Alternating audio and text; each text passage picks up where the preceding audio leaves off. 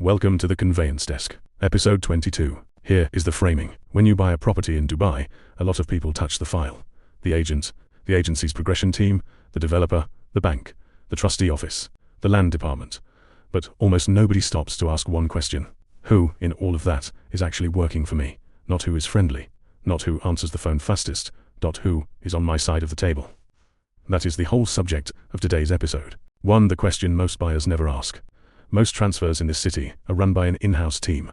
The agency that sold you the property also progresses the deal. Same building, same brand, often the same chat group, and it feels efficient. One point of contact, everything handled. You're busy, you trust the people you've been dealing with, and you let it run. But efficient and independent are not the same thing. Here is the part nobody says out loud. A team that sits inside the agency reports to the agency. That is not an accusation. It is an organization chart. Their job is to get the deal closed. Your job is to get the deal closed correctly and to be willing to walk away if it isn't. Most of the time those two jobs point the same direction.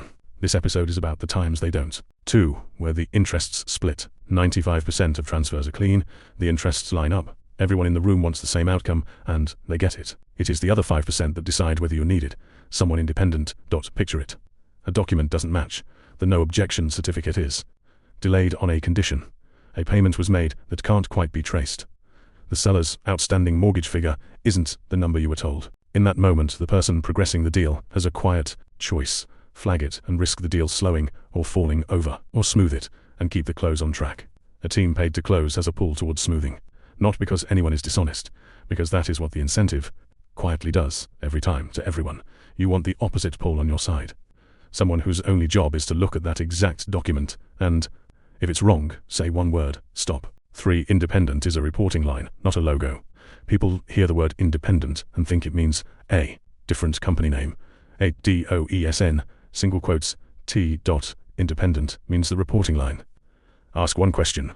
When something goes wrong on this file, who does this person answer to? If the answer is the agency, then they are part of the agency's process, whatever the email signature says. If the answer is you, then they're independent, even at a fixed fee. Even if you found them online an hour ago. That is the entire distinction. Not the brand, the line of accountability. An independent conveyancer reports to the buyer. They have nothing to protect except your file.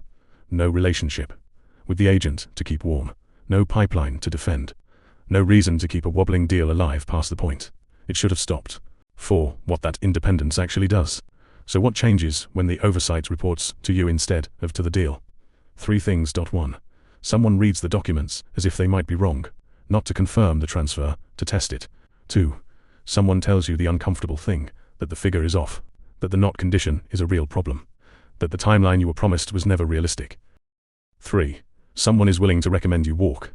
A team paid on completion almost, never says don't complete. Independent oversight will, when it should. That's the product. Not a faster transfer, a checked one, with someone on your side of the table reading it before you sign. 5. When the conflict actually bites. This isn't theory. We see the files where it went the other way. The broker who went quiet the moment a payment plan, arrears surfaced. The developer issued nobody flagged until the buyer was already exposed. The file where the warning signs were there early, and the only person watching was paid to keep it moving. Those situations have their own home, if you're already inside one. A stalled payment plan, a broker who disappeared, a developer dispute, that's dispute.ae, not this desk. But the lesson points straight back here. By the time it's a dispute, the cheap moment to catch, it has already passed. The cheap moment was at the start, with someone independent, reading the file before the money moved. 6. How you actually get it. You don't need permission for this. You don't need your agent to agree. You don't need to fall out with anyone. You simply appoint your own check, a fixed fee, an independent set of eyes, a reporting line that ends with you. If the deal is clean, you've paid a small amount for certainty. If it isn't, you've paid the best money in the entire transaction. And to be clear about scope, this desk is to transfer itself. The lead lives at titledeed.ae. A power of attorney lives at poas.ae. A dispute already running lives at dispute.ae.